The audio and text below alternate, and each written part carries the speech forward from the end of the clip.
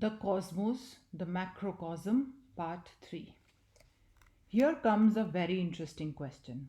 That question, which is generally known as the reincarnation of the soul.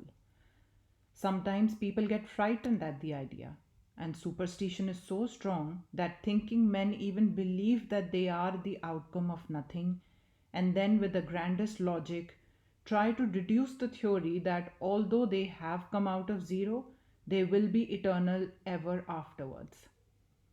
Those that come out of zero will certainly have to go back to zero. Neither you nor I nor anyone present has come out of zero, nor will they go back to zero. We have been existing eternally and will exist, and there is no power under the sun or above the sun which can undo your or my existence or send us back to zero. Now, this idea of reincarnation is not only a frightening idea, but is most essential for the moral well being of the human race. It is the only logical conclusion that thoughtful men can arrive at. If you are going to exist in eternity hereafter, it must be that you have existed through eternity in the past. It cannot be otherwise. I will try to answer a few objections that are generally brought against the theory. Although many of you will think that they are very silly objections, still we have to answer them. For sometimes we find that the most thoughtful men are ready to advance the silliest ideas. Well, has it been said that there never was an idea so absurd that it did not find philosophers to defend it? The first objection is, why do we not remember our past? Do we remember all our past in this life? How many of you remember what you did when you were babies?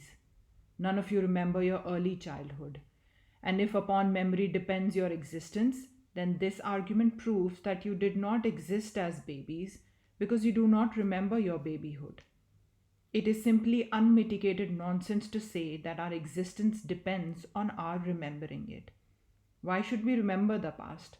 That brain is gone, broken into pieces, and a new brain has been manufactured. What has come to this brain is the resultant, the sum total of the impressions acquired in our past, with which the mind has come to inhabit the new body. I, as I stand here, am the effect, the result of all the infinite past which is tacked on to me. And why is it necessary for me to remember all the past? When a great ancient sage, a seer, or a prophet of old, who came face to face with the truth, says something, these modern men stand up and say, oh, he was a fool.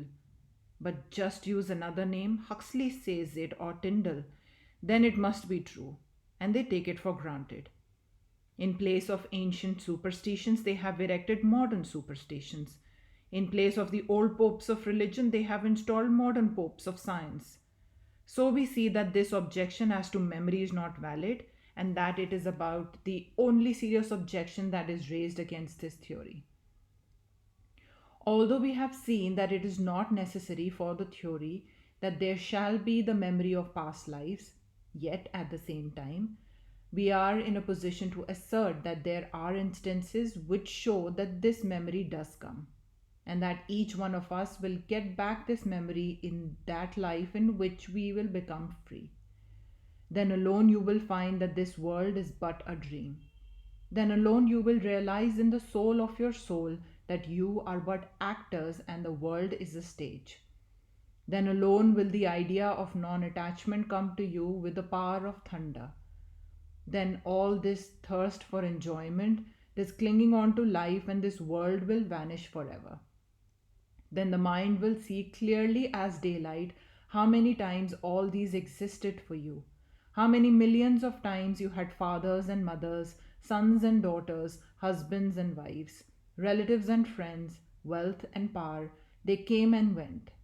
How many times you were on the topmost crest of the wave, and how many times you were down at the bottom of despair. When memory will bring all these to you, then alone will you stand as a hero and smile when the world frowns upon you.